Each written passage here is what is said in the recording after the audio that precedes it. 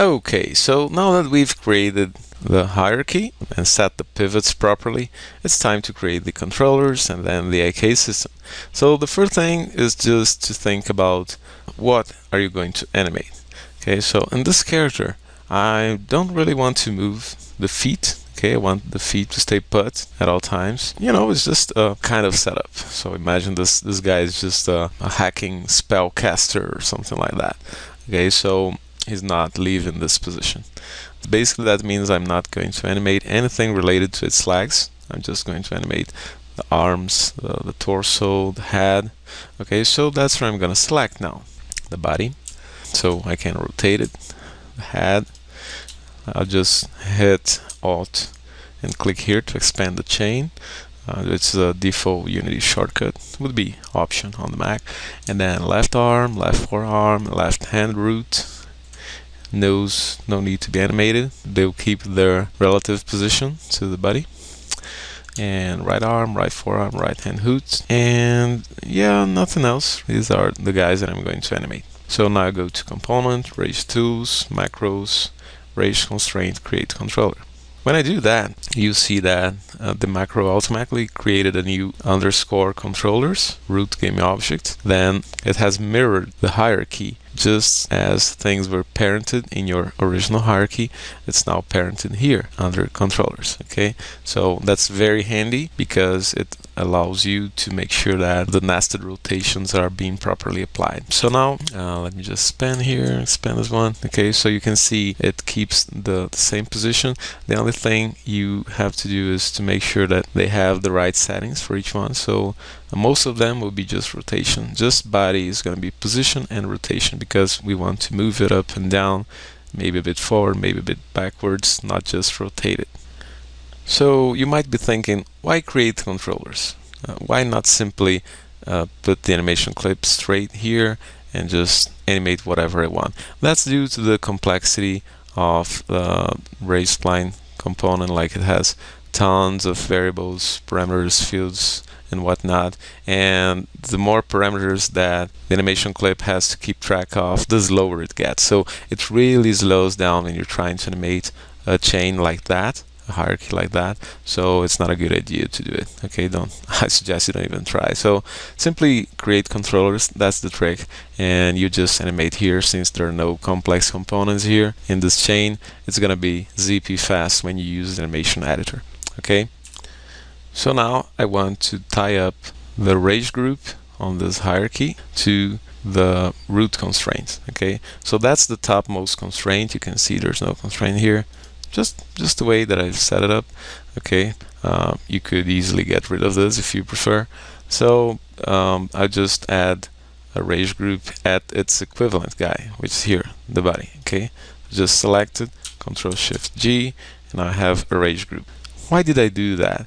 It's because I'm gonna set up the switch sets here. Okay, because the switch sets that I set here will be controlled by this guy, and the animation clip will be here, so we tie everything up like that. Okay, you probably understand it better when we finish setting this up. So I just select here rage group, and I add a new switch set. Let's call it left hand, and then click on add switch set, and now we just add the items that we want. So the trick here is to have rage groups on each element. So let's do this real quick. Just select these two guys and these two guys, Control Shift G. Okay, so they get a rage group. Although there's just one element in them, it's important that you use a rage group, because if you're doing that with multiple rage splines, which is what you will do if it's a vector art instead of a bitmap art like this, you most certainly need a rage group to group them and turn them into a single entity. Okay, so now that we have this done, let's just get back to body and the first switch set, left hand. So now we just drag the groups in here, but first we'll name them. Okay, just tag them. In this case, I'll call this L hand close, and then drag this in, L hand open, and then drag this in. I'm not using lower uppercase or underscores, anything like that. because this will make it simpler when we are setting our events in the animation window. Okay, I just have to remember the naming convention, but no special cases or anything like that.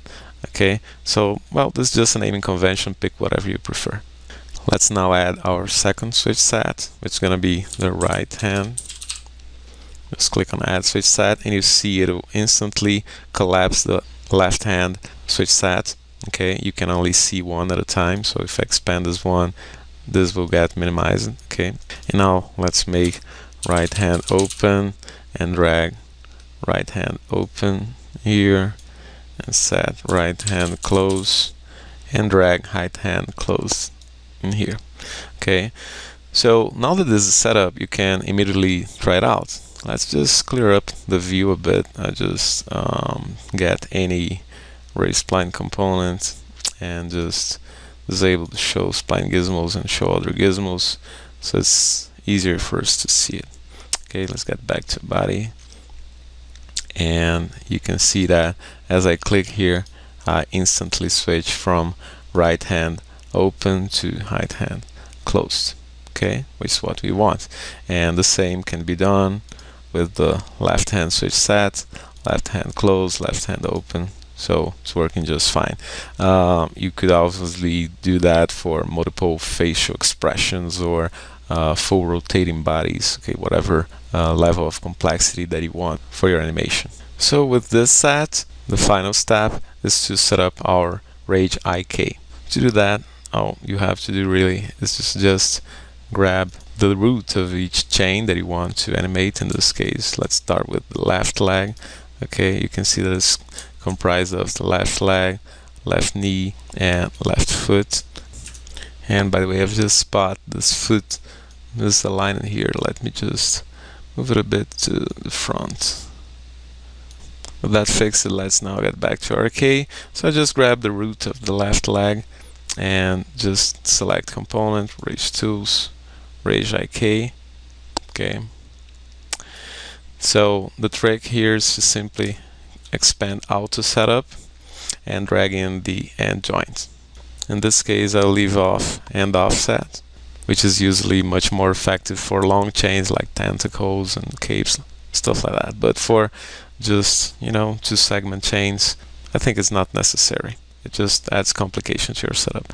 So if you want to add limiters so that it doesn't rotate more than or less than certain angles, you enable this guy, and the angle delta is the difference from the rest angle, which is defined by this vector between the parent and the child joints, the pivot points of those raised splines, right? So you can imagine a line here, and then this line rotating counterclockwise and clockwise. This angle to each direction is what you're fitting in here. So I just add something like 30. Don't worry too much about that. You can tweak it in a second as soon as it's set up. It's just a starting value, okay? And then I'll click apply auto setup. Let's just see what it has done. You can see it has automatically fed in the left leg, left knee, left foot in order, which is what you would do in a manual process. And it has created a control handle for us here. In underscore IK controllers, you have now the IK handle. We have obviously very long gizmos, and we can fix that really easily. Just go to Rage IK, settings, and at joint size, reduce it until it's a proper size.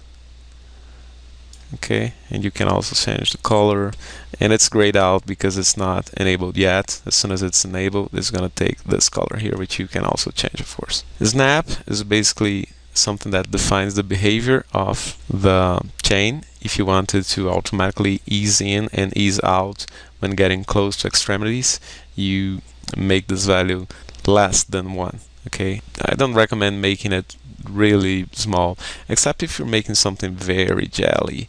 Okay, but usually you want something above 0.5. And if you want it to be very precise, as in keeping things stuck in place, always leave that as 1. Okay, so let's just try it out. Enable the IK and select the controller, and as soon as you move it, okay, you can see that it is working, but the bias or the preferred rotation is definitely not right. Okay, it's bending backwards to what we would actually expect this lamp to bend. So simply click counterclockwise bias and you see that it instantly fixes the problem. Okay, so depending on your character setup, you're gonna want this enabled or not. And we're good to go with this lamp. I just repeat the process for the other leg. I just pause a second here.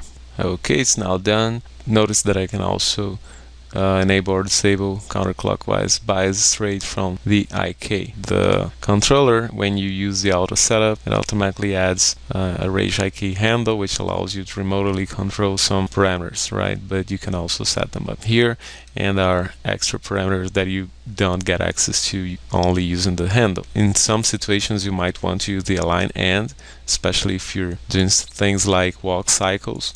It's gonna make the controller rotation, define the rotation of this last joint, this guy here. Just keep in mind that you might need to use the align and in many circumstances.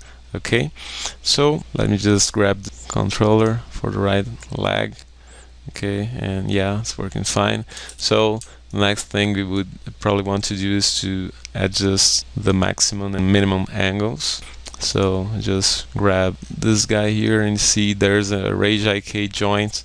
Okay, and we have a radius here next to draw gizmos. Just make it bigger and you'll be able to see it. Just set it something like 5, maybe. Play with it a bit. You can also grab it straight from here and just define how much this leg would be able to bend. So it's never gonna bend forward more than that, you know, or else he would break his knee. So try to not make this too stiff if you really want your target's position to be respected, which is the case here, of course. For the foot, I just leave it alone, doesn't matter. And for the right leg, let's say it could move all the way up to here and all the way back here. And let's do the same for the other guy.